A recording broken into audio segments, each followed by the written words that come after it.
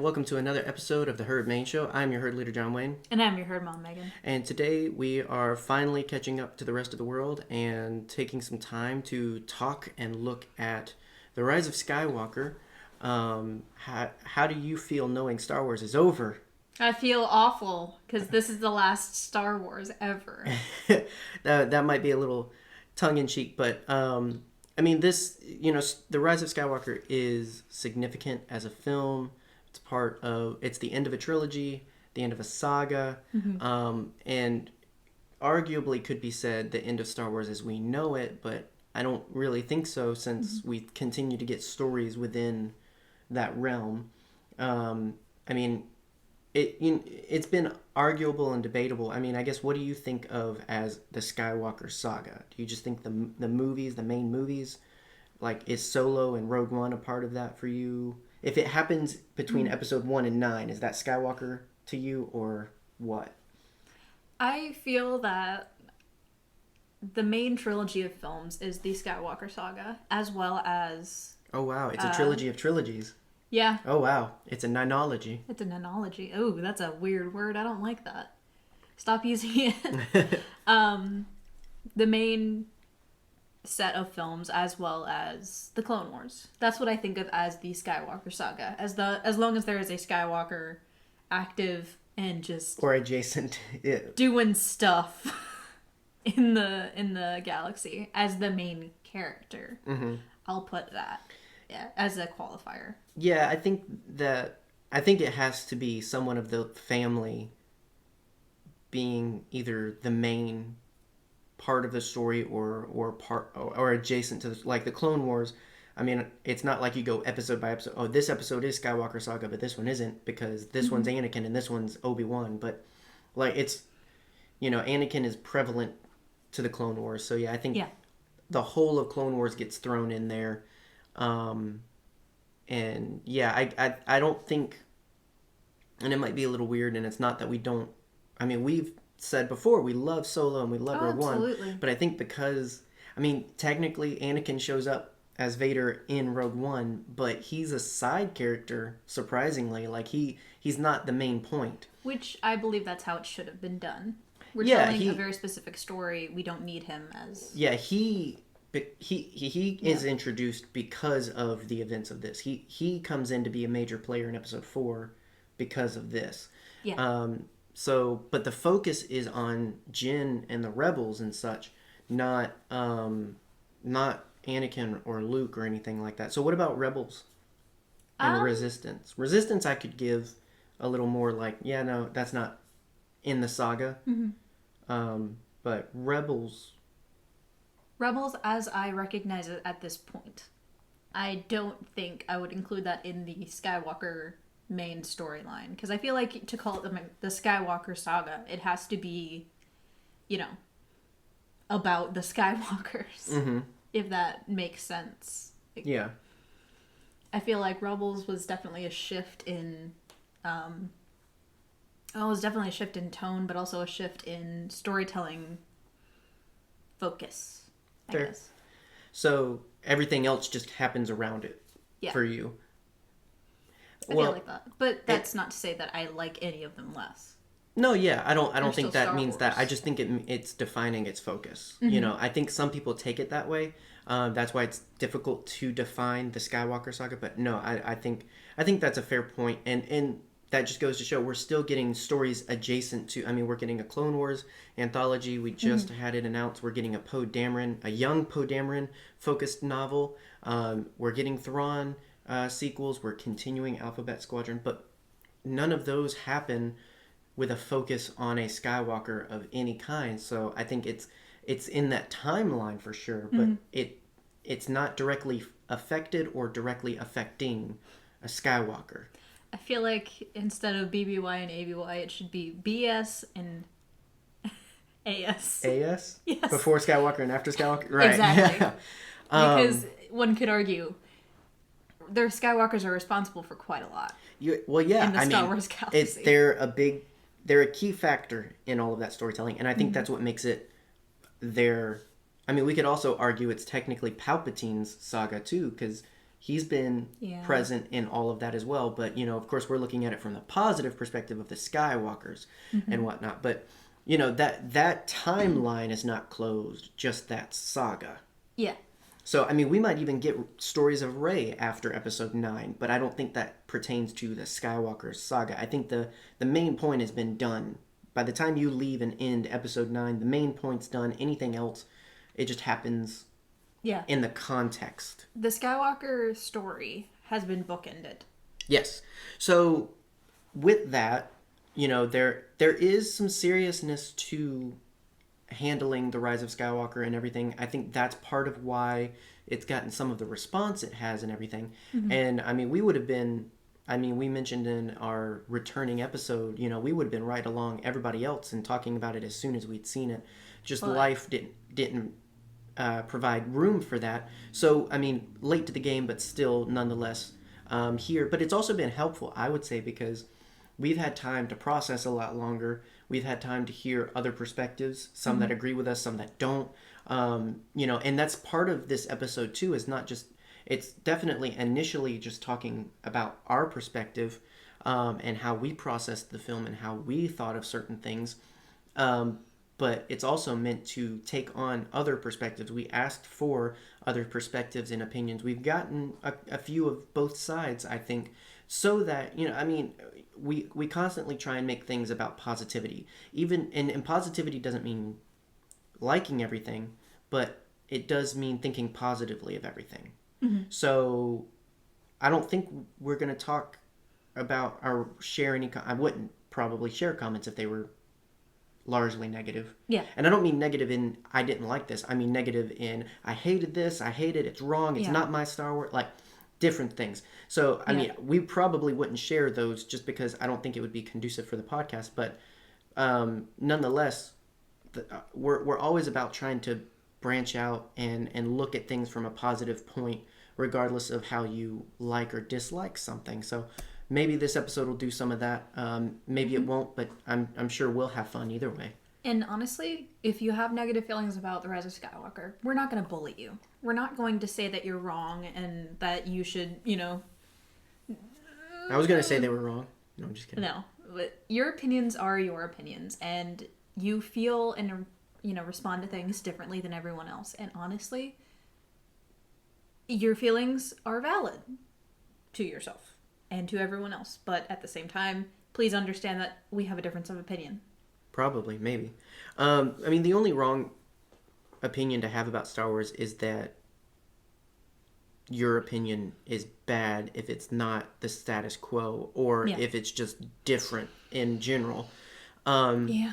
You know, and I always put the anecdote, obviously, if you're morally wrong in your opinion of Star Wars, that's a different story. But if your opinion is just, I didn't like this movie, that's fine. That's different. Now, if your opinion is, I hate Reylos and I hate that that's a part of canon, that's not okay. That's morally negative, and that's just a whole different bag of beans you've got to work on.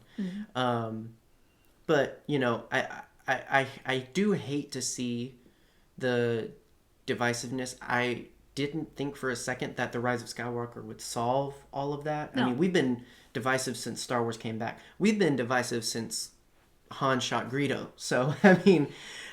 Yeah, let's be honest. And I think that's worth prefacing is just that that's human nature to have our opinions and to hold hard and fast to them. And, you know, and that's not what we're here to say is right or wrong. We're just here to process ours and hopefully help, regardless of where you fall on the fence line, help someone or everyone that listens to see something positive regardless. Most of everyone we've talked to has had something positive at least to say in the negative. And we haven't personally encountered anyone, you know, just very ballistic about it. So that's been good. And thankfully. That's been good for our process. But we also tend to avoid those people. That's true. And that's the thing. And in large part, as a lot on social media too, we've had to kind of be careful who we interact with and who we give time to, just because it's for our experience. We want to like Star Wars. I think everyone wants to like Star Wars. And I think if someone threatens your ability to like something passionately, you have to have the wherewithal to be able to kind of distance yourself from that in order to like it. Yeah. That might mean you don't like episode 9 and someone does, and for you to be able to enjoy what you do enjoy, you kind of have to stay away from discussing that with them. That's fine. That's fair. You just need to be honest with your perspective and your feelings with that person. I would think that we could all be adults enough to be able to do that and say, hey, I don't like episode 9. I know you do. Yeah. I would just rather not talk about it because I just don't have anything positive to say, and I don't want to take it away from you, and I don't want that to take away from my love of blah, blah, blah. Yeah. Like, we're adults. We should be able to do that. Yeah. I was just going to say, and if you're younger and this is a good lesson in processing that, I mean, everybody has to learn. And we're talking about Star Wars, which would arguably seem like a very silly concept to apply this to, but it can be a way of learning to do that in general. You could apply that to politics. You could apply that to religion. You can apply that to just almost anything. Be adult enough to be able to love what you love and avoid what would take away from your ability to love that. Yeah. And you're going to come across, people in your everyday life that, have very different opinions than you do, as well as entertainers that you enjoy who have different opinions than you do. Like, we discovered not too long ago that my favorite Let's Play channel, they hate Legend of Zelda games. And that's my favorite video game franchise. I still respect them as, entertainers, and I'm still entertained by them. We just have a different opinion about something. Yeah. You know who I'm talking about. And that's fair to have. I mean, it's fine. I don't think that has to be end all be all. That's the way the world treats it a lot of times, but it doesn't have to be that way. So, that's a lot of preface for what we're getting into, just because, again, how you feel about things is valid because you feel that way for a reason. And a lot of people have had a very difficult time with processing The Rise of Skywalker, particularly if certain character choices weren't what they expected or wanted or felt was right. Yeah. And it's fine to process through that. And so we're just trying to lay as much ahead of the episode as we can to say, we have that in mind going into this. Yeah. We're not blinded to the different perspectives and the difficulties of this movie. It's a big deal. And we're going to try and be as mindful of that as we go through. I mean, Yeah. And to anyone who just watched it once and made a decision, I give you the advice to watch it again, honestly. Yeah. And keep in mind, do I have this opinion because others speaking into that opinion? Or is this my opinion as it is? Yeah.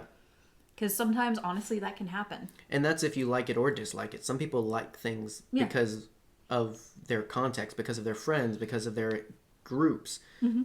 You don't have to like or dislike something because someone else does. You have to have your own opinion and everything. I do think The Rise of Skywalker really benefits from repeat viewings. That might be harder if you don't feel like the money's worth it. I would say try and find a cheap matinee or something, and I think you would be fine. But it's January. I think it's still out in most places. I would really recommend giving at least twice. Yeah. I think. Or wait till it comes out on home release. Yeah, I mean, I definitely would give it another shot. Check it out again. If you've already got Disney Plus, you can watch it for free there while enjoying all the other Disney stuff. But it more than any other benefits from repeat viewings for sure. So aside from this, we're talking about the sequel trilogy a good bit in future episodes. So next week, we're going to be diving into character arcs of episode 7. Yes. Then after that, episode 8, and then end out with episode 9 because, we really want to get deep, especially with the characters, because that's what makes up how we feel about everything. Yeah. It's not necessarily the cool ship battles and all that. That's enjoyable, but that's more like what this episode's about, whereas the deeper stuff, the character choices and everything, and you can't really look at 9 without looking back. And that would have been a very long episode, so we're splitting it up. So deep stuff. If we don't talk about something here, more than likely it will probably appear there. If you really want us to talk about something in particular, just let us know. But that's to say, this isn't the only episode 9 discussion we'll be having, so don't fear if we don't address everything. We're just going to try and get a general idea of the movie, general look at our take on it and look at some of the other general takes that other people have had and all that good stuff. And whoever misheard like I did, it was cool ship battles. That's what I said. I know. If you heard anything else, you need Jesus. Just go ahead and do it a little asterisk when you said that ship. Don't tell me what to edit. So, just plain and simple, just watch the movie. How did you feel after that first watching? After the first watching, I will be honest. I'm going to be very honest in this episode. I was confused. I wasn't really, jazzing to talk about it, but my first couple of feelings were negative when we first walked out of the movie. And I kept going over the plot points that kind of didn't jive with me in my head. But after the second viewing, I think you're completely correct. It benefits from multiple viewings, even if it's just one or two. Well, in particular, what was it that changed between 1 and 2 that either made you think about it differently or that you liked differently? I kind of came to terms with the pace after the second viewing. It's the only pace that is first so one. Quick. The first one is hard. As soon as you go back, it feels like a whole different movie. I mean, and honestly, Endgame was the same way for me. Yeah. The first time was a struggle bus getting through, and then the second time we went and saw it, it was like, oh, okay, it's over now. Yeah. It was very different. And I think that's just because it's already in there. It's already been generally processed, so... And there were things that I missed in the first viewing that I did not miss in the second viewing. Like, the dagger thing. Like, when she pulls out the little thing on the dagger, I could not figure out how she figured out where the thing was. But in the second viewing, I realized, oh, the wreckage lines up with the... It's like a Goonies thing. I need that explained. I'll say that continues to be one thing for me where I get it, but it's... When was this made? Yeah, it's very, very, very specific. Yeah. And so, I mean, even just the runes on there, the message of where to find everything. Like, it's just all very like, okay, it comes together, it happens, cool. I would just like to know more about how that came about, and that's probably one of the sillier things that, for me, I continue to be like, I need that, please. But it's just, it's one that stands out because it is so Goonies. It is so not Star Warsy. And don't get me wrong, I love the Goonies. It's one of my favorite 80s Well, movies. it's just a very different context than Star Wars, and so it was just a very okay. I mean, I'm all for dagger has a message. Read it in Sith. It tells you where to go. That I'm all for. Yeah. It's then all of a sudden like, oh, this lines up. Like, okay, weird. Yeah. But they get there. I mean, it's literally just a means of continuing the plot. So I don't really care. Yeah. I just want to know whose idea it was and exactly how that came about. It was JJ's idea. It's just one of the... Well, I mean, in narrative, in Star Wars, who came up with the idea that this was the best way to map? Because that's just convoluted as all get out. He's just talking to the skeleton of his old advice. You know what would be really cool? Is if we had a dagger. Yeah. But... If the dagger was the map. Yeah. But yeah, the pace was something that I kind of... I had to get used to. Because I have processing issues, as some people know. And so it was very much a, we're here, now we're here, now we're here, now we're here. Where am I? Kind of thing. I mean, my thing was just that it was long. It was long and a lot. But, I mean, it's only in that beginning. It's a lot of setup. And I think for you have a reason to need help with processing it. Yeah. I think in general, though, I've never understood people's complaints or dislikes over pacing in movies. I've never really latched on to that. Yeah. Again, you have a real reason why that would affect you, but I think in general, from like, I just think it's a little bit of a posh criticism of just like I'm like, no, whatever, dude. Like I'm sorry, I wasn't paying attention to the pacing. I was too busy enjoying the movie. And I'm not talking about Star Wars. I'm talking in general. There's people that have said that about a lot of movies. They've said that about Avatar, certain Harry Potter movies. And my thing is, I just never pay attention to it. I never realize it. Yeah. And so that one for me, I can't really speak into because I don't get that perspective. I get yours because I know you and you help me to understand yours. And I would invite anyone who, without any real issue, it's literally just a film critic, and maybe it's because I didn't go to film school. Maybe it's because I don't study films for films.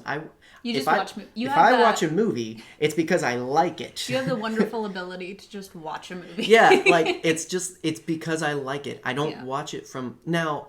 If I like it, that's when I notice, oh wow, that camera angle they did. Oh, the color effect they're doing. I notice it because I like it, not because I'm looking for it. So I would invite anyone to help me with that perspective, but I don't get pacing as a criticism. The only reason I felt that way was because, again, it was like Endgame, where it's just like, oh wow, we're already here. Like, it just moved. Yeah, it's very linear, I will say. You know, you have plot reasons for why we are jumping from planet to planet. You also have plot reasons for why everything's moving so fast. Yeah. Because it's literally a day or two. I mean, I don't know. It's undefined. It feels like a day. It's like episode 4. I mean, couple weeks maybe. I don't know. I mean, we don't know how long they were in hyperspace. You know, that's one weird thing too, is I think some people take it in like that, like, oh, this is happening very quick. It might not be a day. It might be longer than that, and it might just look, and I think that's one of the things with not having defined, you know, this day, this time of the events. Yeah. We're ingesting it as fast as the characters, seemingly. Yeah. I was one of those people, I'll admit, when Finn first said, Ray, I never got to tell you. I was like, are we really doing this? Are we really... Well, okay, yeah. I mean, everyone was meant to, in that moment, jump to a conclusion. Exactly. But the film indirectly answers that for us. Yeah, but I wish there had been a moment where where Ray was like, I don't feel the same way, and he was like, oh God, no. Yeah, that would have been funny, because just how you're a gremlin. Just his character in general, like his interactions with other characters, he makes a lot of it more enjoyable, funnier than it's kind of meant to be. Funny. Like, you know, when he and Poe come together at the end and they have the general moment, and it's was very funny. That's a legit, like, oh, hang on, I don't mean to walk over what you did. I'm acknowledging what you just said, but here's my baggage. Yeah. You know, like it could have been just as simple as like, oh, that's cool. But no, it was much funnier. I'm force sensitive, by the way. Right. But the movie gives us that. Yeah. And I think that's the resolution to that. And I think if you see anything else, I think that's one of those instances, just because we've had clarity, we've had perspective from those who are in the film, who are writers of the film. Like, there's certain things they're pretty clear when it's like, oh, that's up for interpretation. And then there's others where they're like, no, this is what we did. Yeah. And I think that's one of those things. And we had that conversation before, recently-ish, about something where it's just like, art is always kind of just, your opinion's always deflated, because it's like, no, art's up for interpretation, period, blank, all the time. And I don't agree with that.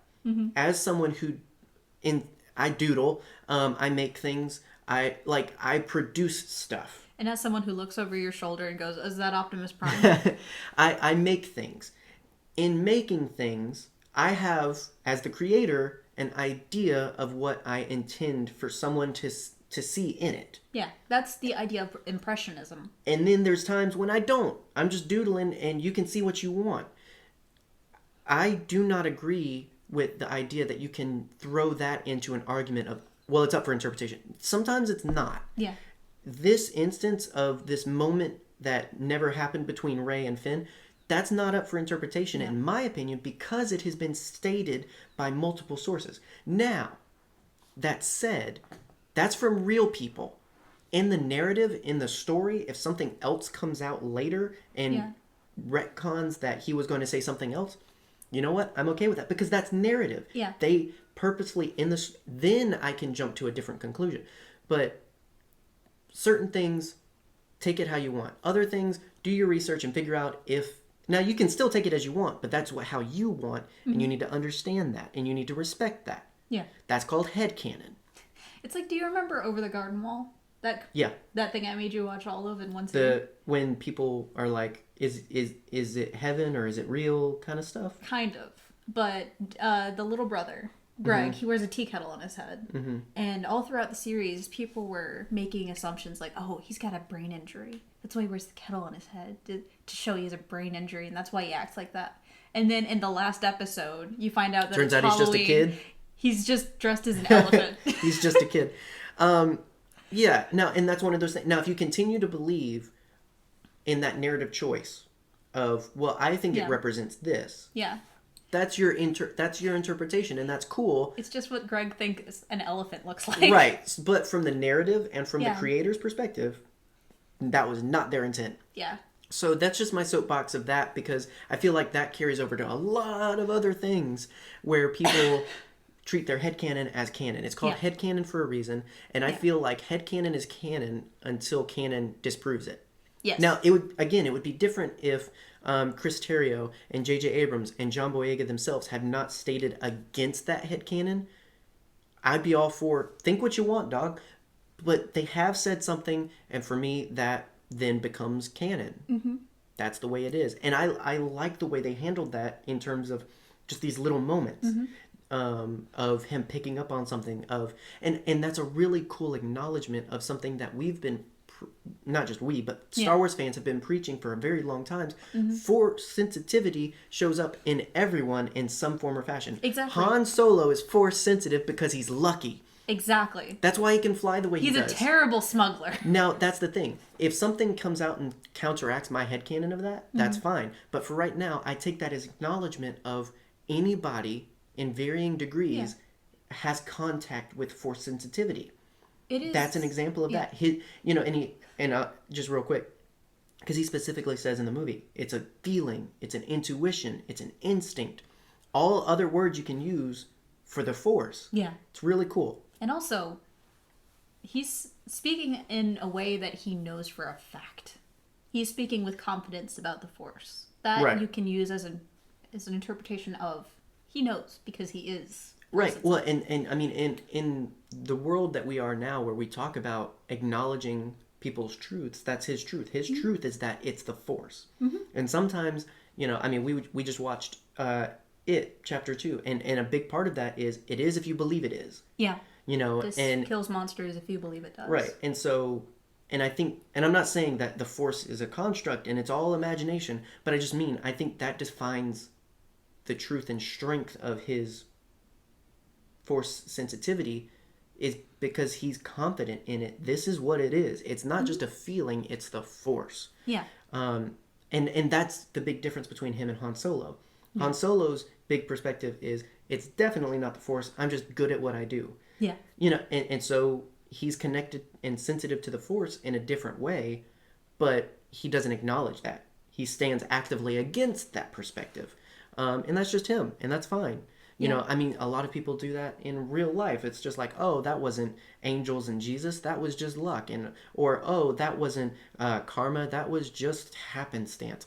We all use different words for different things, and it's reflective of our truth. And I think that's a really cool, and that's the beauty of Star Wars, is we're all talking about a fictional universe, a scene in, a space opera, but it's got such perspective to the real world. Yeah. And that's what, for me, makes Star Wars so special and so intimate and so much bigger than just a story for kids. Because it's a story about real life. It really is.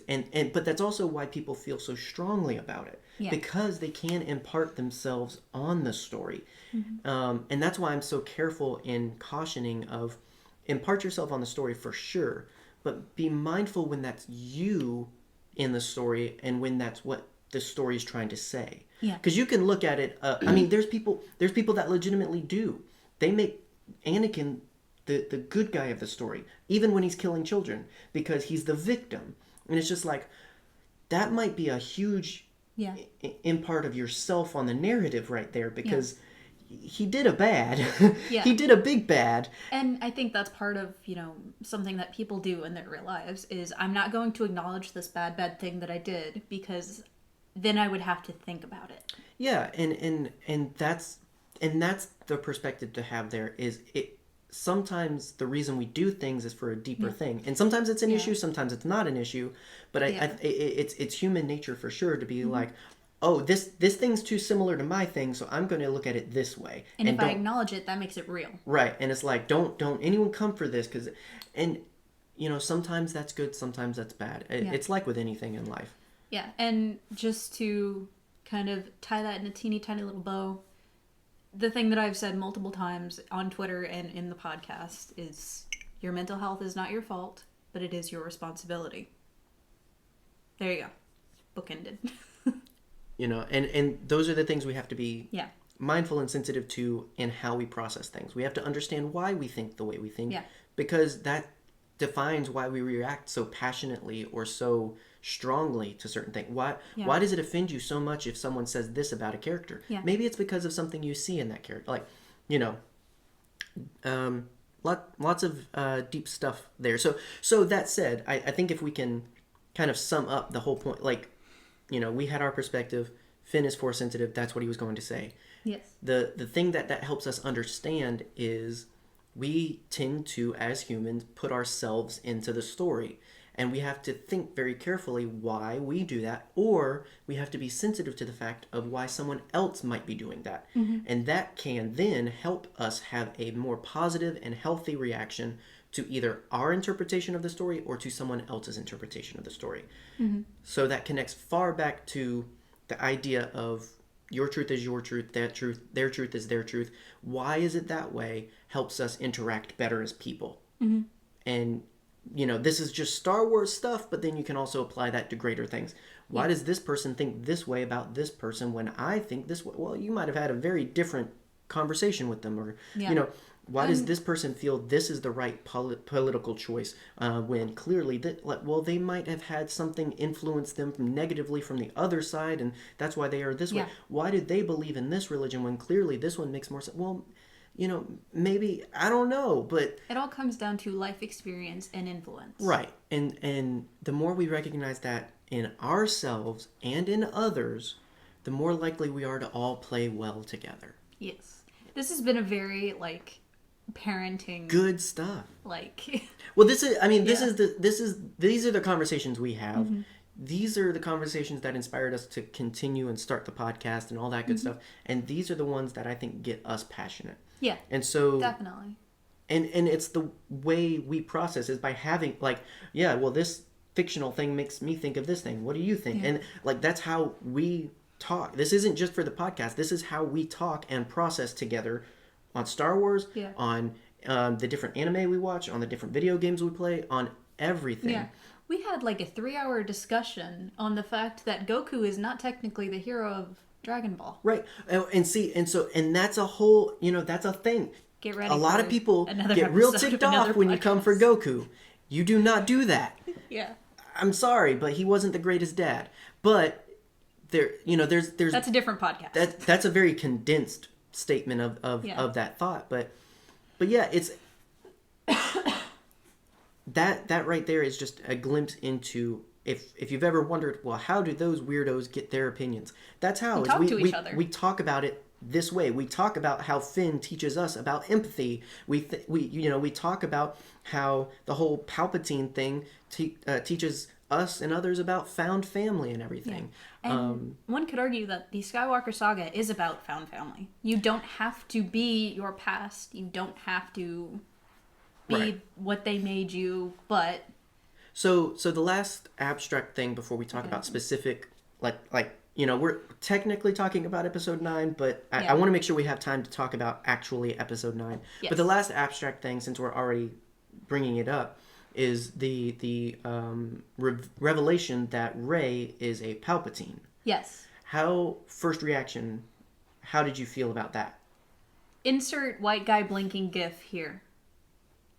Just and then Kombucha Girl right after it. Because then I realized, wait a minute. the EU exists. Right. Well, I think something, and this is kind of unrelated, kind of related, kind of unrelated. I had shared with you maybe like 4 or 5 months before this about the Dark Empire comics. Yes. Where a little bit of this episode 9 stuff comes from. Yeah, honestly. We had talked a year ago about Triclops, the son of Palpatine, and that whole series, which I saw somebody talking trash about on Twitter, and I just feel like I have to say I didn't want to engage with that person because and they don't follow us, we don't follow them, they're not listening. But this was my decision to actively avoid that because I kind of like that Jedi Prince series. Mm-hmm. I kind of like the Triclops story. Yeah, it's interesting to me. It's a good reminder that no matter what happens in the series as a whole, nothing could be weirder than the EU. Very true. Honestly. Very true. And we will have those conversations with people if you disagree. But yeah, they were Yuzong Vong. They were bringing it up, and I knew they were inviting negative stuff because they were ingrained in their perspective of it. And I was going to just share. It's like, I actually kind of like it. I didn't because I knew that was going to go nowhere. Mm-hmm. But I just want to say, I kind of like that series. I kind of like the narrative of the Glove of Vader and the weird sun mystery kind of thing. It's a real... Now, the three-eyed thing, weird, sure, but certain things of it, I'll give you are weird, but I like the overall story of it. It's really interesting. It's not as weird as Luke. Right. It's definitely not as weird as that. But then, so Dark Empire and that combined, we have the questionable heritage of Palpatine. We have the cloned resurrection of Palpatine. We have elements there that we had brought up before, and I think that helped. You kind of called it, honestly. I think it helped our perspective, though.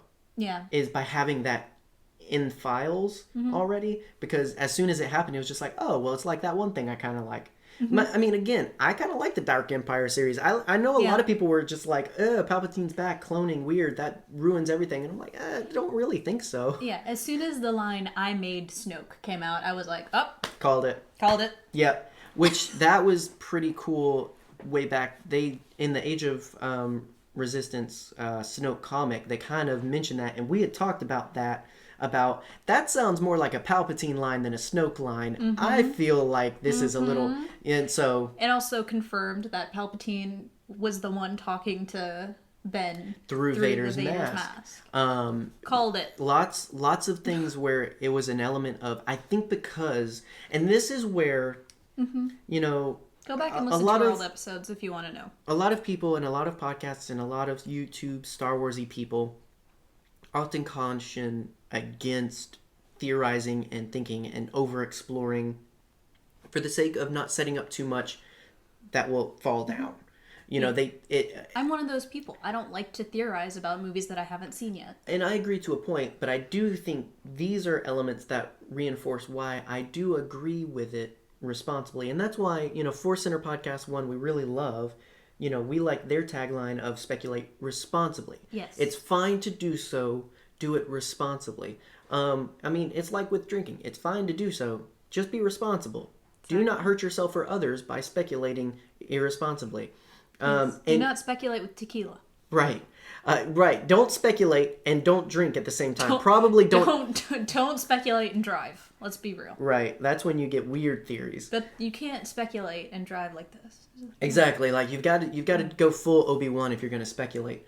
But I think this just reinforces, and I don't want to spend long on it so we can actually talk, but I think this reinforces why I agree with that sentiment so much, is because, again, we already had that in mind. Yeah. And I think it helps. Now, you could go the counter argument of, well, you had it in mind and what played out was similar to what you thought. That's why it's positive for you. If I had something else in mind that was not what played out, I could largely have some negative. And that's, again, why you have to be responsible. Don't go too far. I mean, everything we had, even though we liked it, we were holding on to loosely. We knew, honestly, we didn't think any of it was going to happen. No. So we didn't mind being like, well, this would be cool, but doesn't have to. Well, it turns out it happened, so cool. I think that's I think that's all that. I think that helped our perspective. So, but yeah. So you did not have a negative thing to Rey Palpatine at all. It like I said, I did a full kombucha girl where I went, what? Oh, what? Oh, that kind of thing. Yeah. Like it. As I thought more about it, I was kind of taken out of the scene to kind of like I was doing a full like Doctor Strange out of body experience, just like sitting like this for a minute, and then as I thought about it, the more it kind of made sense. I mean, it works for me. I think the only thing is I'm very interested to know the story of Palpatine's family. Yeah. The son is his. Now, and we referenced before, though, you know, so Palpatine's son in Legends is Triclops, and that is the son, the mutant experimented son of him and one of his advisors. Like, if you watch episode 3... Who was Umbaran? The Umbaran senator that's like one of his aides, the white lady with the big hood, that is the... Triclops is the product of them and science. If that makes sense. Like, I don't want it to seem like it was a very natural thing. No. But that fits Palpatine. Yeah. Now, and I said, and this is my only thing I'm going to theorize about anything that episode 9 brings up. You think it was a clone? No. I don't want it to be cloned. I want it to be that he spent a lot of dark magic, force energy, and science on producing this kid, and he came out a dud, and that's why he disowned him. I want it to be. I want it to be like, imagine a god pouring all of his energy into creating a child to carry on his power and lineage, and then all of a sudden he produces a human. Yeah. Like, that's the most air out of your tires thing that could happen for someone who's so prideful and powerful. For Palpatine, and even more so, guess what? What if he's referencing back? I did this with Plagueis. I know how to do it, and then this happens, and like, that's the most anger-inducing thing I can think for Palpatine, and that's the reason I can think that all of a sudden he would just be like, oh wait, my son had a kid, maybe it is powerful, you know, like, you know what I mean? Like, why would he leave his kid alive if his kid had power? I think it skipped a generation, and I think that'd be a cool story point. The way that kind of makes sense for me is that you have a man who is obsessed with immortality and legacy. Don't you think that he would use every avenue at his disposal to at least keep his name alive? Exactly. And that was my thing, is and that's why I want it to be a disappointment. I want it to be a tragedy for Palpatine, because that would be the most challenging thing to his character, is for him to do all of that work and then get nothing in return. You get a kid, a normal kid. That's not what you wanted. Look upon my evil spawn, and the kid's just hi, I'm Jeffrey. Toe, just like right, like, you can't rule the world with you can't rule the galaxy with a kid named Jeffrey. Like, come on. So Jeffrey Palpatine. But then, you know, he disowns him. He sends him away. He grows up. He falls in love, and he has a kid. And, you know, whereas his father looked at him as this powerful tool. Wait, you're such a disappointment. He looks at his kid, soon to be Rey, with just this awe of, you're so special and wonderful. Like, that's what I'm thinking about in my head. I'm just like, that is amazing. That's a book right there. Get on it. Michael Morisi's looking for work, so wow. I mean, he's got work, but like, he's always looking for who would not be looking for Star Wars work? I'm looking for Star Wars work. Yeah. Goodness. We'll be at dinner sometimes and he'll just like, oh, Lucasfilm's hiring. Right. I keep up with it.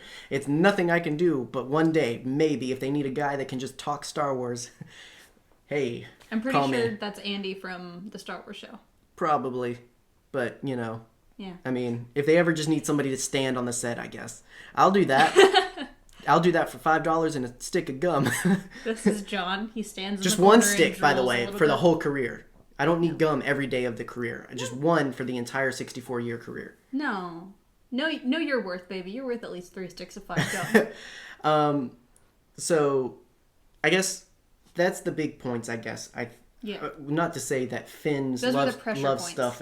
I think there's many more we could get into, but for time's sake, I think we'll get into a lot more later. But what were some of your favorites? So we've talked about, I guess, some of the more troubling things, or the things that could potentially be troubling. We talked through a little bit of that. Let's just go straight what did you like? What were things that you think about, like, I need to watch this again because of this kind of stuff?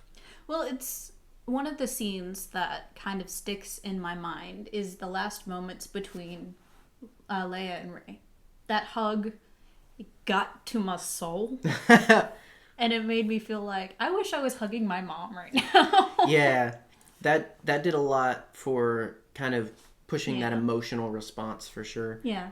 And then the hug at the end between the big three. That got me too, because I was like, they're a family. Oh yeah, that whole that beats Bright Tree Village Celebration any day for me. Yeah. And I love episode 6, and I love that moment, but this was that on steroids. This was a very triumphant moment, and very worthy of being, the celebration of celebrations kind of thing, I think this was the big one. So yeah, the moment that Poe realizes that all of the ships are there. Oh yeah, I loved that. Yes. No, I was about to share something that I think is going to take away. I'm not going to. No, I was just going to talk about Snap Wexley.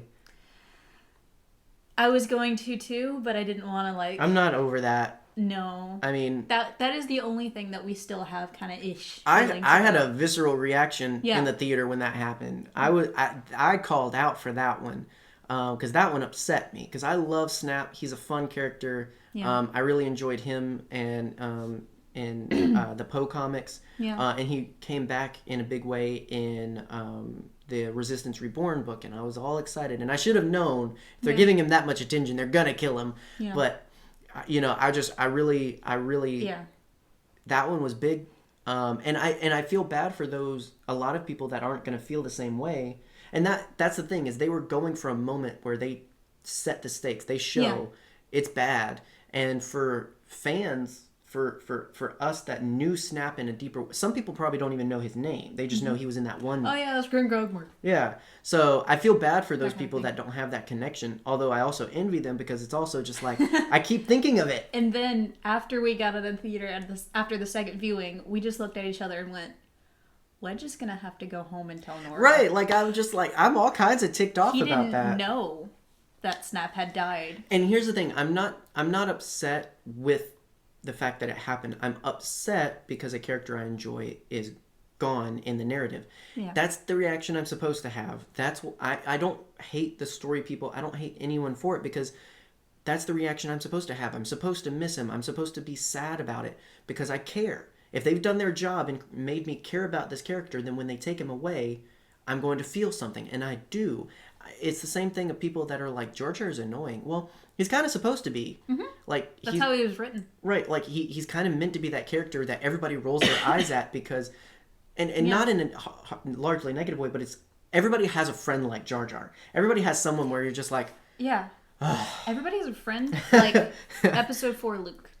Right. Just like, like, I mean, if you feel that way, and that's the way you're meant to feel, you can't get that mad about it. You gotta, like, if you get mad because you hate Joffrey in Game of Thrones, they did their job, dude. They did. Get over it. Mm-hmm. So I don't personally have anything major against it, because that's how I'm supposed to feel.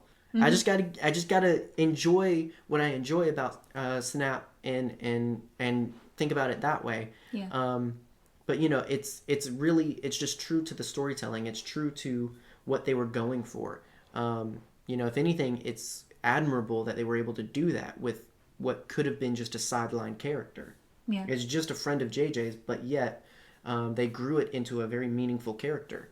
And I don't discount how JJ and Greg probably felt about it. They probably were also just like, man, well, you know what? I mean, if this is what you need, if this is what you got to do, I'll give it everything. Like, So anyway. Yeah. But yes, but after that, and that's what sets that up so well for me, though, is after that moment, having the triumphant return of Lando and all of the ships. I needed that triumphant moment. Even though part of that is Wedge coming back. And every time somebody posts that gif of Wedge, I'm just like, snap. Oh my gosh. But I had that moment too in the theater. That was another moment I called out on, where I was just like hyped because, oh my gosh, it's Wedge. Yeah. That was just such a big deal. Yeah. And my last favorite scene. Okay. Like, this is sorry. And then we'll move to comments. Then we'll move to comments. I'm not trying to rush you. I'm just saying. No, I know. That's where we're going. But the moment where you get Luke coming out of the fire, you know, that great line of a Jedi's weapon. Oh, yeah. You know, deserves more respect. And then the immediate, like, what are you doing? Right. I have gotten that response from a mentor of mine many a time. Yeah. Of just like, Papa Platt does not play. really? Yeah. And so, yeah, I felt that in a very real way Yeah. of just like, yeah, okay. It's one of those things where it's like, and you feel, if you have a relationship with that sort of thing, you feel the way Ray feels in that moment where you're just like, yeah, it's kind of stupid. I knew it, but I'm doing it anyway. Yeah. You know, The same thing that I yelled at you about a couple of years ago. I'm gonna do it. right. It's just like, seriously. But anyway, no, everything with Luke, I really enjoyed. Yeah. I really loved fully realized Jedi Master Luke. That was really cool. Yeah. And lifting the X-Wing, Oh yeah. that got me. We can't talk about that too much. We have a patron who's going to come on soon to talk about that. Yes. And so we don't want to steal the thunder from that. But yeah, that was a big moment for sure. Where, I mean, I have reactions a lot of times. I don't call out. Like when I say I called out, I literally at the top of my lungs reacted to Snap dying and Wedge returning. Can confirm, yes. But I always react to meaningful things like that. That one definitely got something out of me and everything. Yeah. So, but now, you know, you shared your favorites. If you're wondering what I like, you'll have to tune in for another episode for that because Yes. we got to milk the content. Come on. Also, we're running out of time.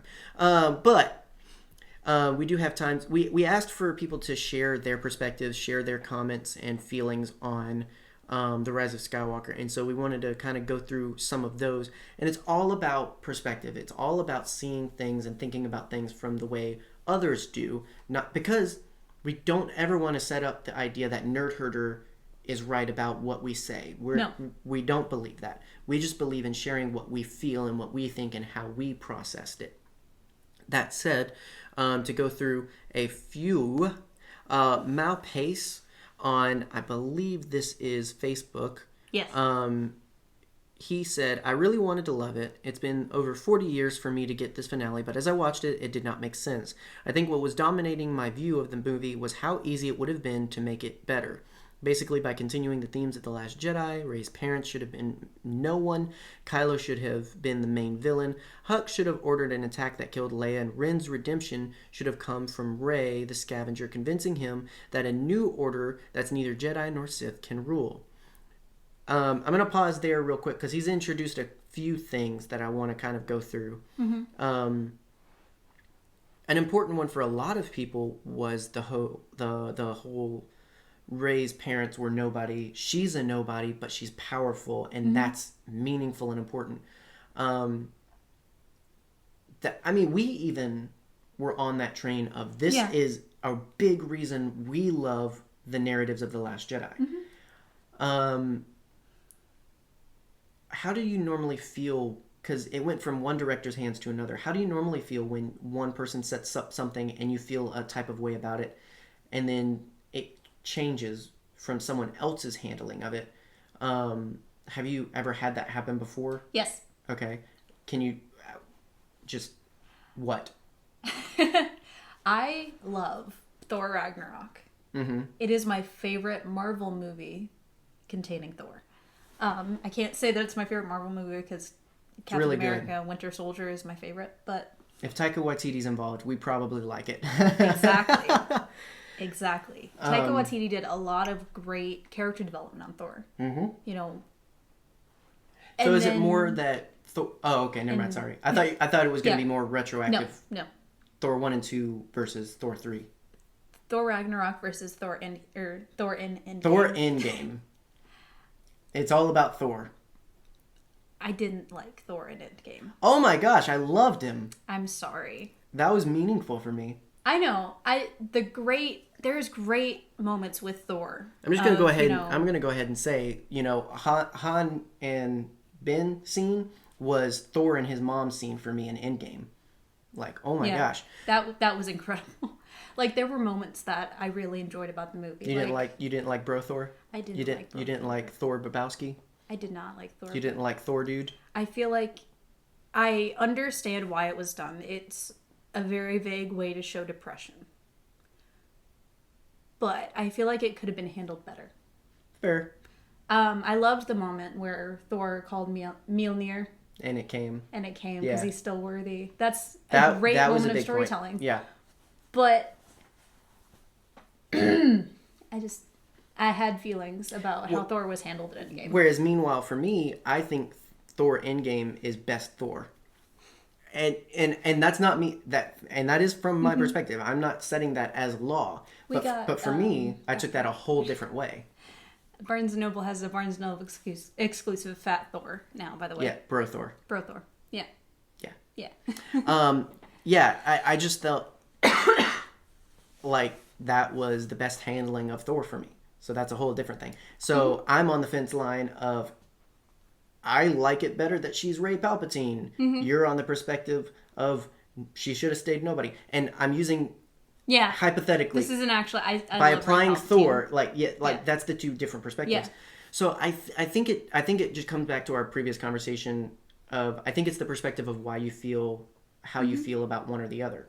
Yeah. I like and appreciate the perception of depressed Thor in Endgame. It worked for me because of how I process and feel. Whereas for you, it didn't. Yeah, I liked the character development of, you're not the god of hammers. Right. So that's the why of the perspective.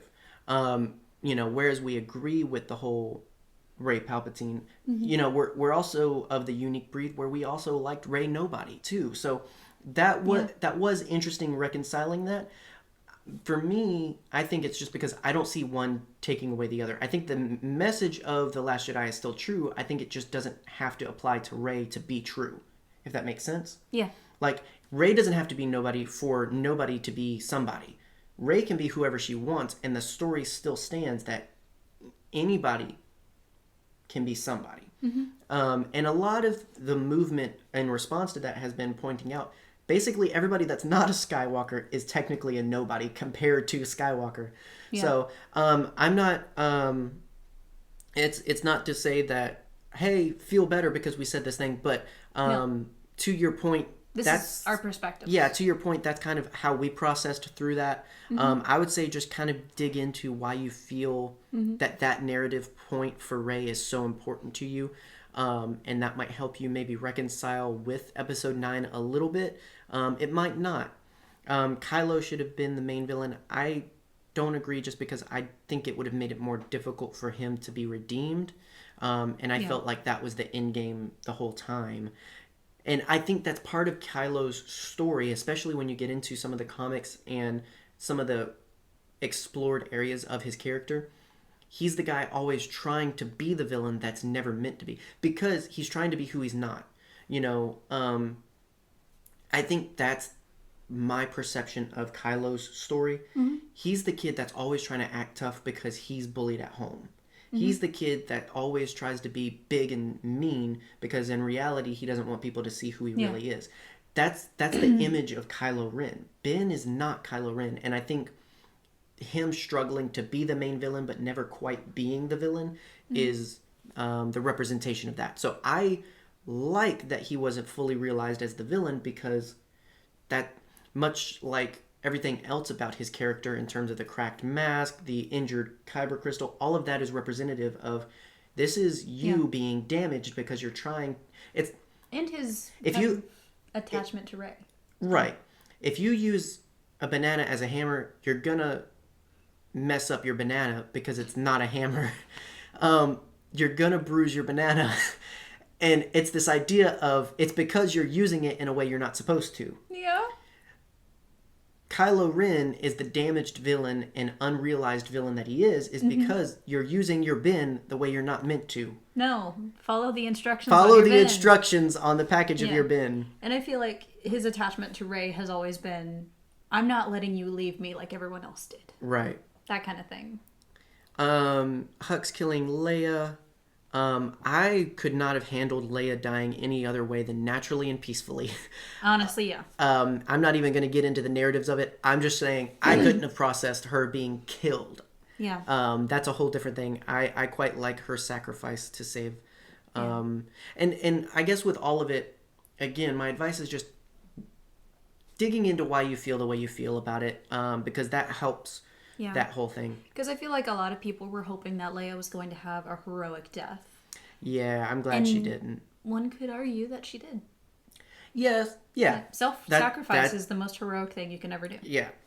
I'm also glad Hux didn't get much because he's just a weasel. Also, he didn't deserve it. Go back and listen to older episodes, but I think I called that. What, that he was going to be... Yeah, that something was going to happen with Hux, and he was going to be, like, a part of something. I know he was going to die unceremoniously. Anything else wouldn't have been befitting. I loved that. He goes on to say that the whole Palpatine thing just didn't resonate with me. So that's another thing, is just clearly recognizing it just wasn't for you. And that's okay. We saw that dude oft when I was 11 years old. Anyway, I really like the new trilogy, but the last movie just hasn't done it. Nothing can take away from Adam Driver's incredible performance in it, though. He owned these 3 movies. Amen, brother. Adam Driver, I mean, if nothing else, the sequel trilogy gave us some of the best and most amazing actors throughout. And I'm not trying to challenge and say anything to anyone else. I'm just saying that the acting was phenomenal by our lead cast in this, and I think that's a big part of what helps us feel the certain ways we feel about the films in general. But yeah, I mean, I think you clearly recognize it's not for you, dude. And that's fine. And that's fine. And now, I've also shared with other people, though, before. I'm like, give it time. Come back to it in a few months. Come back to it in a year.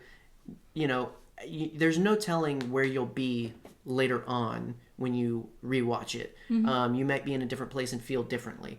That's something to keep in mind, is where are you at when you're processing this, because that might definitely influence.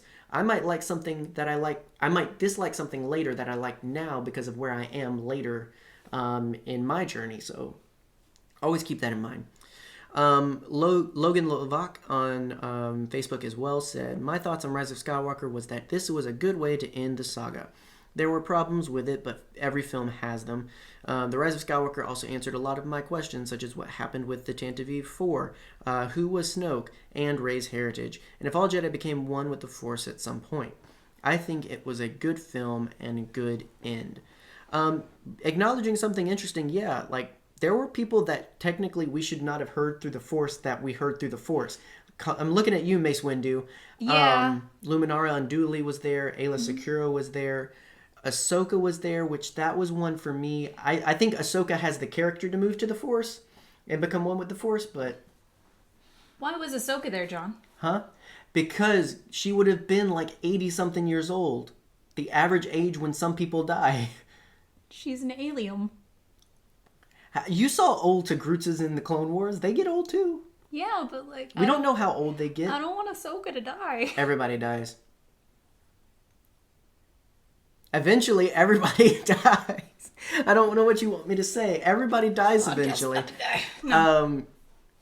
I feel like the Force opens wide to receive Ahsoka when her time comes. Okay. Oh, yeah. You know, whoever their equivalent to St. Peter is, I mean, he basically just cancels everybody else's plans to say, Ahsoka's coming. Ahsoka's coming. Like, this is not a drill, everybody. And take that as you will. But, I mean, I feel like, oh my gosh, I just feel like the Force, like, just celebrates. And when Anakin shows up, he's just like, oh gosh, not again. You finally made it, huh? Haven't I already seen you? So Ahsoka makes more sense than, like, Ayla Secura and Luminara, and definitely more than Mace, but that was an interesting... Now, one thing I saw... So if you're like me and you're just like, that's not fair, that's not the way it works... And again, if you're like me, so I'm like that as well. So don't take that personally, that voice. I do. I reconcile it with this. We know that looking forward into the future is a thing. We know that's a thing. Mm-hmm. We also know, some fans more than others, of a point that's proven wait, this is in the future of that, but that somehow pertains to this. Interesting.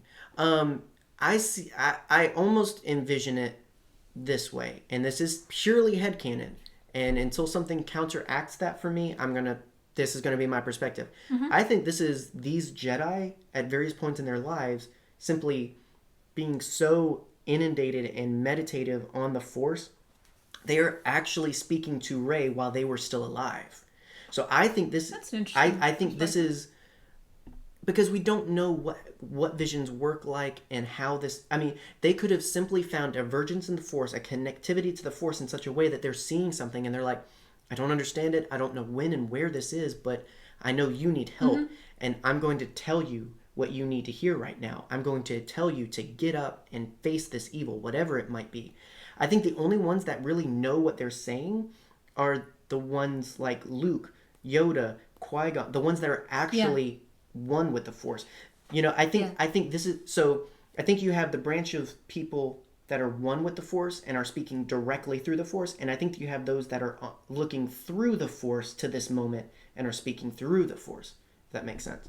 So for me, I think this is Ayla Secura in the temple meditating. I think this is Luminara on Kashyyyk meditating. I think this is Mace somewhere in there meditating. Like, I think this is them when they were alive. I think that's cool, in my opinion. I think that's cooler. That would be cool. And I think that avoids the weird stuff. Because everybody's just like, oh, this guy said a prayer before he died. Does he go to heaven? I don't want to have that conversation. I don't. You feel how you want to feel about it. Yeah. I'm just gonna pray for him.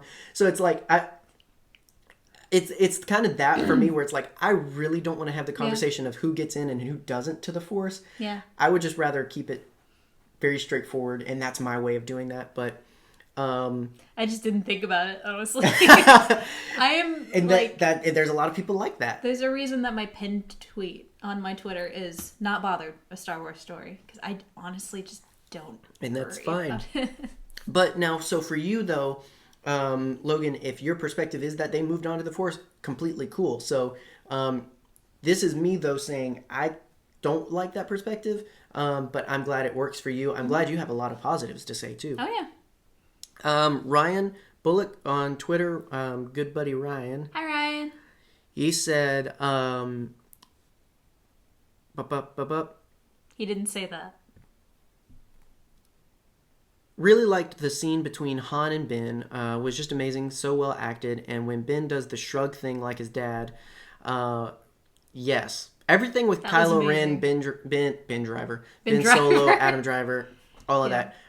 Yes, I cried twice because of Han and Ben being in the same room. One in episode 7 and one in episode 9. Yeah. Darn you, JJ, for making me feel. Yeah. Loved Babu Frick. Loved the beginning with Kylo when he's on Mustafar. I loved that that's Mustafar. I really enjoyed that. Yes, I would have liked the temple to be acknowledged. I would have liked to see the Oracle, because he got a baby head. Yeah, that looks weird. It was really weird. I like it. My thing is, hey, dude, take it, and not to, I call everybody dude, not just Ryan, but in general, if you are like us and you wanted the Oracle and you wanted that stuff, hey, guess what? Nobody said it didn't happen yet. So, headcanon, it happened, it just didn't happen on screen. But it should have happened on screen. Well, not everything had happened on screen, I'm sorry. We didn't need to see Ben Solo being made, but he's still in the next movie. That's a perspective. There you go. Sorry. Just putting it out there. I think General Pride was a good new character and would be nice to get more backstory on him. I agree. Absolutely. I loved Pride. I get Richard Grant? Mm-hmm. Grant, right? Yes. I wanted to say Richard Pryor. Looks great in heels. So does Richard Pryor. In heels? Have you not seen that picture? No. That's real? No, I've seen Richard Grant in heels, not Richard Pryor. No, that was a joke. Oh, okay. Okay, sorry. Anyway, yes. He was great in this. He's a very interesting and compelling character. I'd love to know more, but I'm also glad that they gave us exactly what we needed to know. He served the Emperor in the past.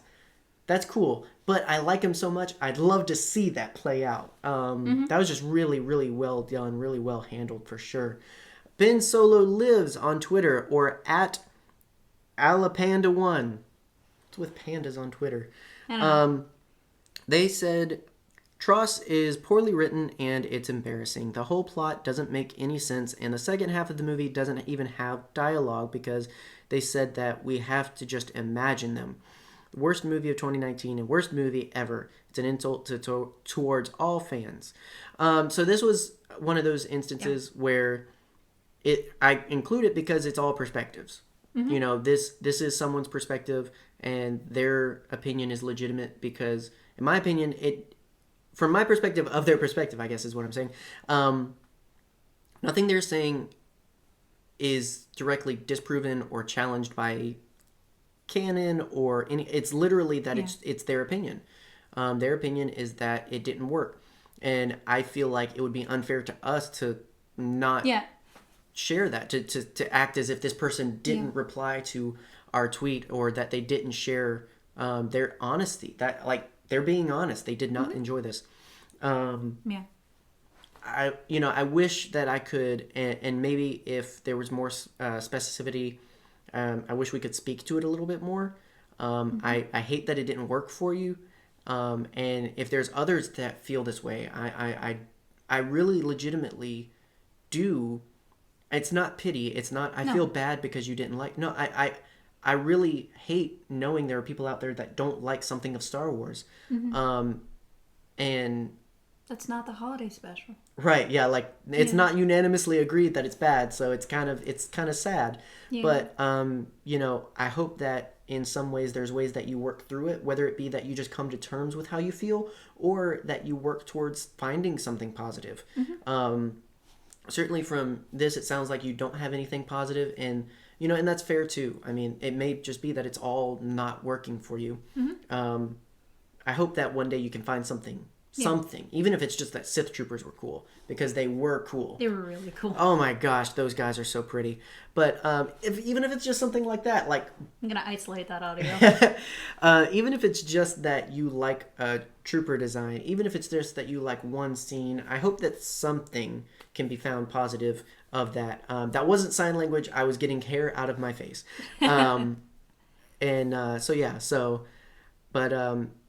Yeah, I mean, and anyone, we're not therapists, we're not counselors, we're not professionals, but if you want to conversate, if you want to talk about how you feel about certain things, if you would like to find something positive and you don't know if you can talk to anyone, you can always talk to Nerd Herder.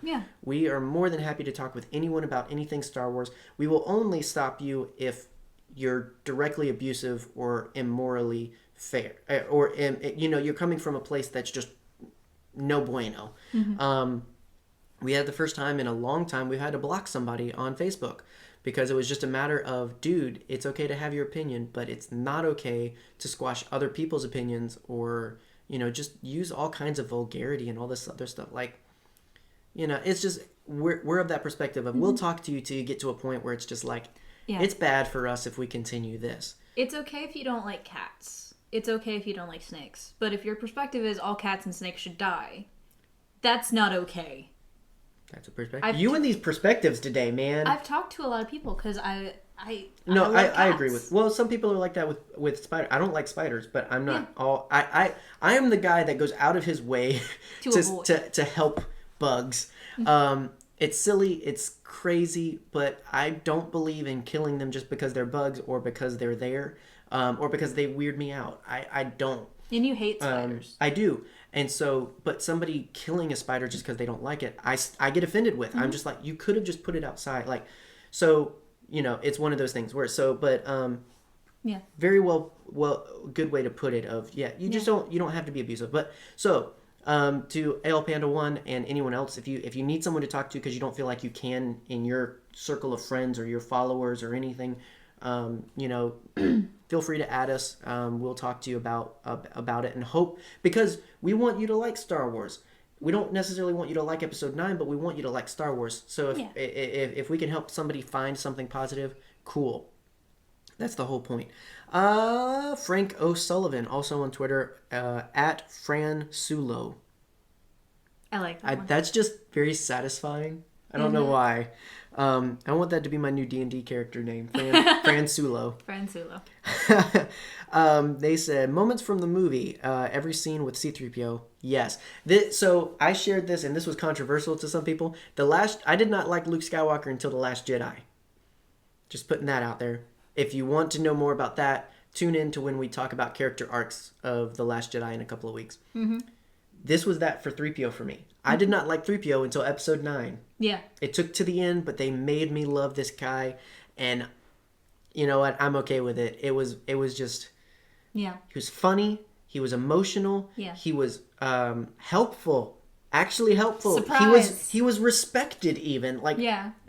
So much happened with 3PO where I'm just like, I love this. I love this weirdo. Yeah. Although we will say, we do wish that his full memory had been... Yeah, that was one thing which I we don't know if it for. had or it didn't.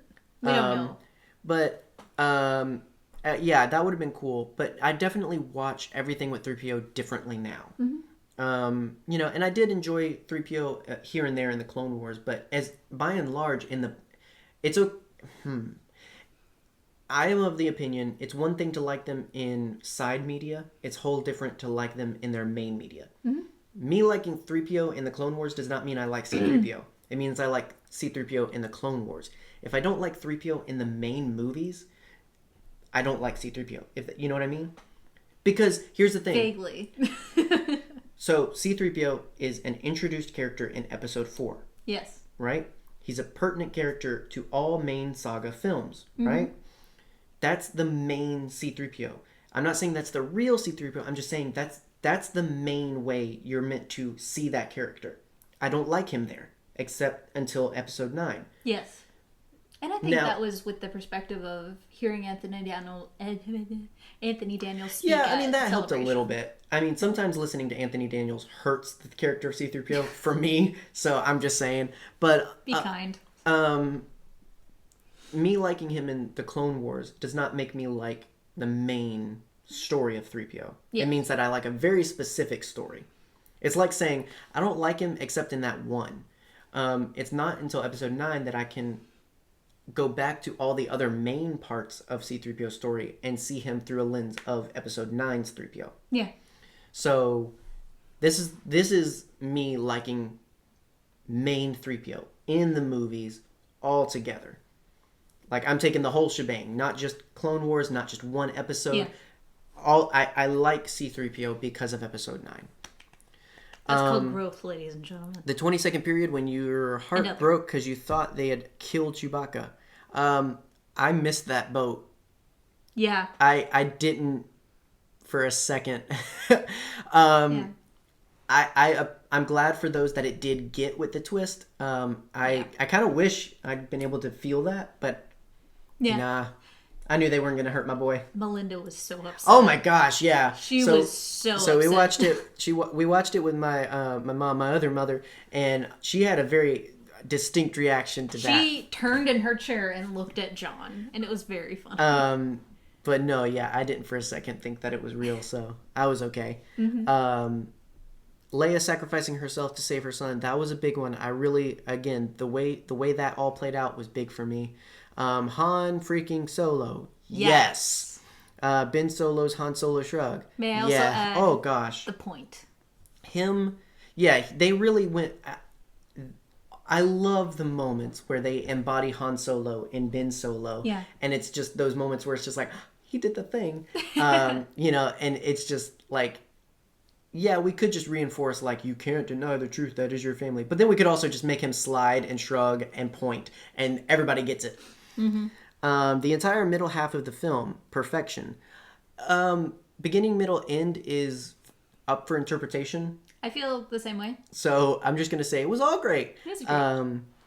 Not, like, I mean, we already mentioned the dagger. We already mentioned Snap Wexley. So I feel like you can look between the lines and understand when we say it's all great, we don't mean like we love absolutely everything, but we really like the movie, and I like every part of like beginning, middle, end. I don't think there's, you know, if you're taking it as a slice of pie, beginning, middle, end, I don't think there's a part of the pie I wouldn't eat. But there's parts where I'd be just like, oh, that had this one thing.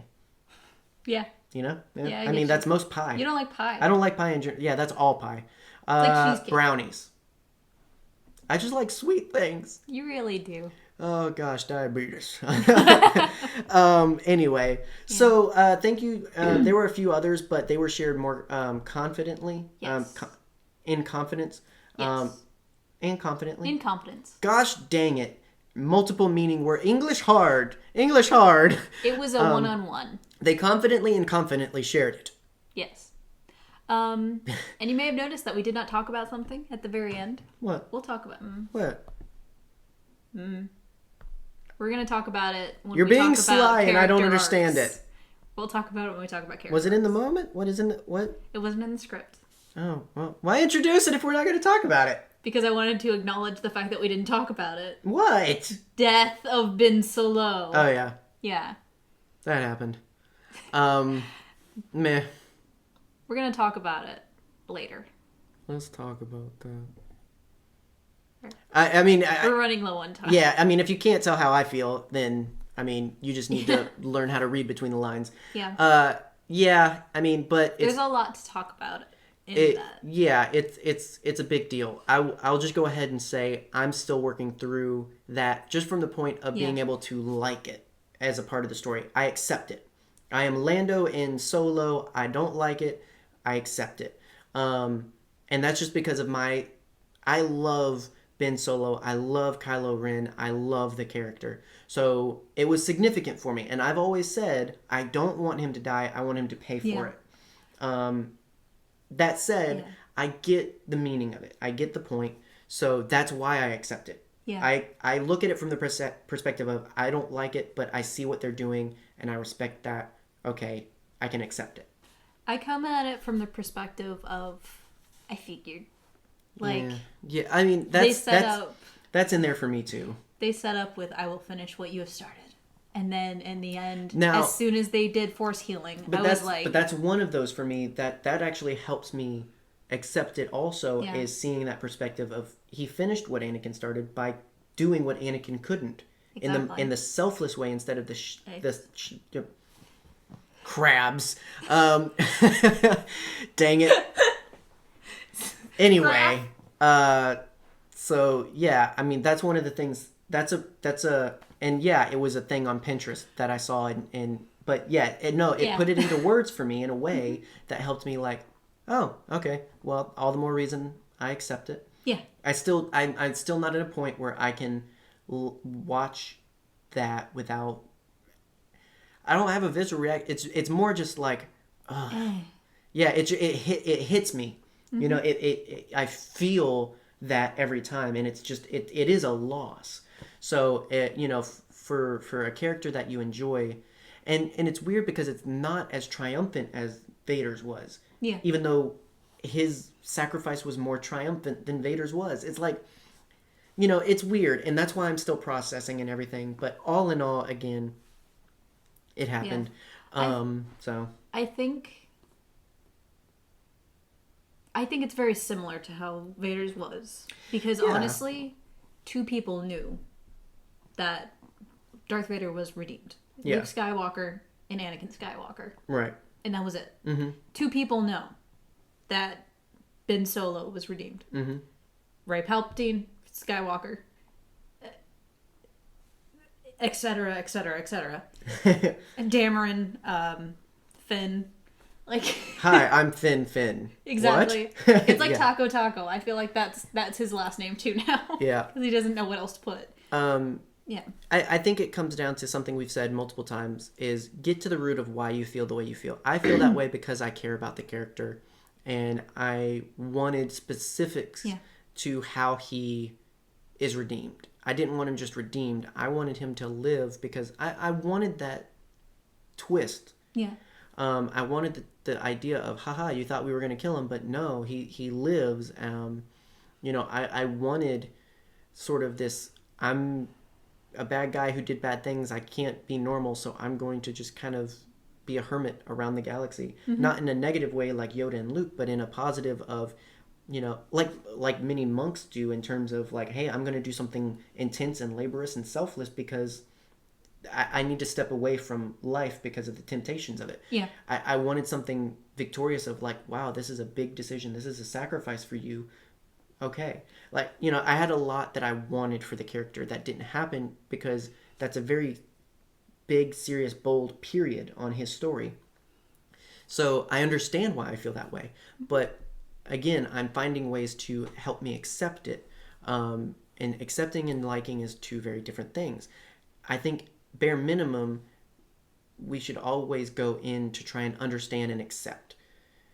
Bonus points if you like it. And that's what I hope for anyone who struggles with episode 9 in any way, character specifics, story beats, character lineages, whatever in the story of it that you struggle with. I hope that at the bare minimum, you can find a reason through self-discovery and through processing it healthily why you feel the way you feel so that you can accept it. Yeah. Like, I may not like Bro Thor, but I accept him as a character. Yep. I mean, and it's one of those things. I mean, we could put the hard and fast of you kind of got to because it's canon, but I mean, you should just you should just be able to, for the sake of it, for your benefit, because again, a lot of people have a lot of negativity because of all of this. They're dealing with it in a very harsh way, a negative way. For your own benefit, figure out why you feel that way so you can either accept it and move on or accept it and hopefully like it. One way or the other, I think it benefits everyone to come to peace in terms with it. Yes. And you got to take the time to do that. It's been over a month now. It might take much longer. Don't feel like you have to, well, it's been a month, I should like it by now. No. Don't pull the Anakin of, I'm better than this. It takes intention. Exactly. But just be careful. Be mindful of your mental health and your emotional health and all that as you go through. And just find time to come to peace with it is my thing. And I hope our discussion, I hope our perspectives, I hope all of this is meaningful to helping that happen. Yeah. And also I hope maybe at the end of the day, you not just accept the episode, but you like it. Yeah. Hopefully. In between viewings of, TROS.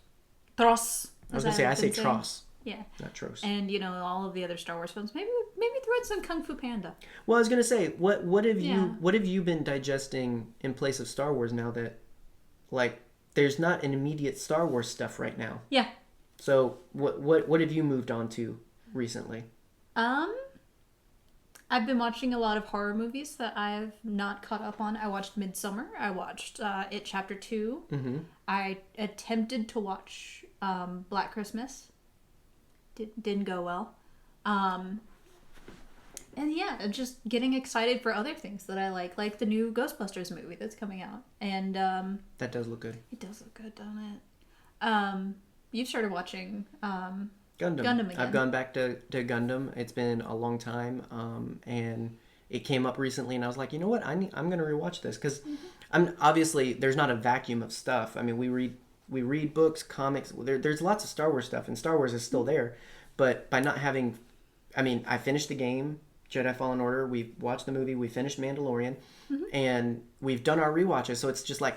Yeah, we're in a vortex at the moment. Yeah, so Star Wars is still there, but it's kind of on the peripheries right now. Yeah. And so we've been able to enjoy other things. And some of that's actually helped. There's certain elements, like the show I watch has a lot of similar morals as Star Wars in some ways. So that helps me think about Star Wars indirectly. That's helpful sometimes.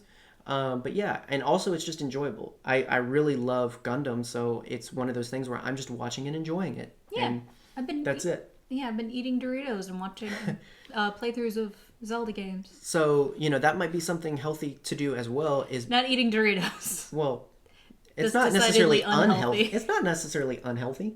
In moderation. Doritos was invented by Disney. Yeah, look it up. Look it up. Maybe. I heard it once. It's probably true. Anyway, I don't know about that one. Eating Doritos is neither healthy or unhealthy. But taking time away and enjoying something else. A lot of people... I think the most immediate thing we did after Star Wars was The Witcher. Yes. A lot of people, Love The a Witcher. lot of people did that. I will say temper yourself so that you don't go all through it all at once. Like Read the books. I have the benefit. I finished one Gundam series.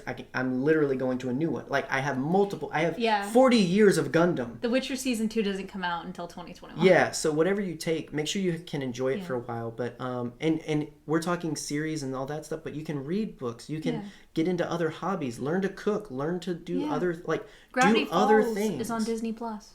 There you go. It's fine and healthy to do that, and if that helps you step away from Star Wars in a healthy way, That's cool. And understand that it is okay to grow out of things. Yeah, I mean, some people have even said like, okay, well, I'm going to take a break from Star Wars now, And that's fine. Go watch The Simpsons. I don't care what you do. Watch the Super Mario Brothers movie. something. Do So, something. but If you think that you did not like TROS as a film, watch Super Mario Brothers. that'll give you something That'll to give dislike. you perspective. So yeah, so That being said, I love that all movie. things I think that hopefully anyone listening can take something away from and maybe like something in the Rise of Skywalker more, maybe like something different about the Rise of Skywalker, maybe help accept something. I mean, not that we think we're amazing and wonderful that everyone that listens to this is cured of their Rise of Skywalker stuff, but I think every conversation we have, we just have in the back of our minds, I hope this means something to someone. Yeah. If one person gets something out of it other than just passing by time by listening to a podcast, then that's meaningful. If not, I think if anything, we enjoyed it. Again, this is part of our processing. Even just in this episode, there's things you've mentioned where I'm just like, oh yeah, that's a way to look at it. And that's the beauty of talking. Yeah. Talking is a big part of processing. So, and it's often a more healthy way of processing than just thinking to yourself. So, and we're always open to talk anything Star Wars with you. So next week, we're going to start our dives into individual films, episode 7, then 8, then 9 of character arcs. So we're going to talk about Rey, Finn, Poe, Leia, Han, now we're not gonna. I mean, we don't have time to get into absolutely everyone, and we might not absolutely get into everything. But we're gonna do our best to really spend time. All right, in this movie, they go from A to B. How did you feel about it? Or did they go to B for you, or did they go to C for you, or did that the point is to kind of process through the characters leading up to episode 9, and overall being able to look at and see, wow, this is where they came from, and this is why it's important to me. Yeah. Because, again, the way we feel about things is because of the way it means something to us. The way I feel about Luke is because of the way it means to me. The way I feel about Rey is the way it means to me. And so that's, by and large, what those conversations are going to be. If you have something to add to that, you can add us on Twitter, Facebook, Instagram, and follow us there for updates to the podcast and also memes and other funny stuff and silly stuff. We do all kinds of things on the social medias. So if you're not connected there, get connected. If you are listening to this on your favorite podcast platform, make sure you subscribe to get all the other episodes and check out our backlog. If you're getting ready for Clone Wars, you can not listen to all the episodes before it happens, but you can go back and check out our Clone Wars rewatch. Clone Wars is around the corner, so if you're looking for Clone Wars content, we've got it. It's in our backlog, so check that out. If you're watching this on YouTube, be sure to like the video, leave a comment, let us know what you thought. If you didn't contribute to the episode and want to share your thoughts, you can do that below. You can also subscribe for more, and again, you can go back and check out other awesome things that we've done. Unfortunately, on YouTube, our Clone Wars isn't there, so you'll have to go to Apple or whatnot, but I think that's fine. I mean, you're getting audio and video medium. Yeah. If you are on Apple, we do ask that you take the time to rate and review. Most of our listeners are on there. We've had a couple of people that apparently didn't jive with the podcast, so they've left a couple of meh reviews. That's so fine. we kind of like if that offset, but if you like the show, it also just lets us know. It's you don't know what it's like to see a new review come through, and you read through that and you're just like, wow. So we read those. It's meaningful. It's not just for ratings and all that other stuff, but we see people on the other side of those words and those stars. We see people that are enjoying what we're doing, and that's encouraging. So when we ask you to rate and review and to like a video or all that stuff, it's just so we know people are liking this. We love seeing and hearing that. Other than that, you kind of know what's coming next. Like I said, we'll be back with character arcs, and that's going to take us through February in that. So we'll be sure to have a fun episode on the other side of that to kind of balance out. But we'll talk about the Super Mario Brothers movie. Yeah, eventually, maybe. I don't know. That'd be a weird one. It would be a weird one. We are a Star Wars podcast. But that's everything, I think. So in the meantime, just check us out on all of that stuff. Have a good week. And just learn to accept something this week. Yeah. Whether it be the Rise of Skywalker, whether it be someone else's perspective, whether it be that weird guy at work. Or yourself. Accept yourself. That's a big one. Love yourself. That's a good one to end on. So I'm your herd leader, John Wayne. And I'm your accepting herd mom, Megan. This has been Nerd Herder. Bye.